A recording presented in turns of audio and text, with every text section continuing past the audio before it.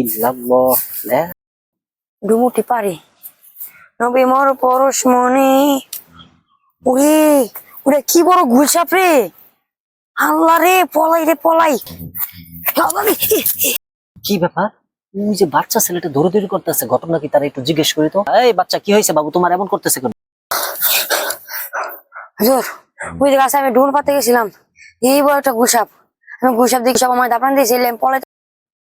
শোনো বাবু, আল্লাহ রাসূল সাল্লাল্লাহু আলাইহি ওয়াসাল্লাম আমাদের দোয়া শিখিয়েছেন, আউযু বিকালিমাতিল্লাহি তাম্মাতি মিন শাররি মা খালাক, আউযু বিকালিমাতিল্লাহি তাম্মাতি মিন শাররি মা খালাক, আউযু বিকালিমাতিল্লাহি তাম্মাতি মিন শাররি মা খালাক। কেউ যদি সকালে ফজর নামাজের পরে 3 বার এই দোয়াটি পাঠ করে এবং মাগরিব পর্যন্ত আল্লাহ তাআলা সমস্ত বিষাক্ত প্রাণীর কামড় থেকে তাকে রক্ষা করবেন, এবং মাগরিবের নামাজের পরে যদি কেউ পাঠ করে তাহলে ফজর পর্যন্ত আল্লাহ তাআলা তাকে রক্ষা করবেন। তাই আজ থেকে তুমি চেষ্টা করো এই দোয়াটি পড়ার জন্য। আল্লাহ তাআলা অবশ্যই তোমাকে মুক্তি দিবে এই দোয়ার বদৌলতে।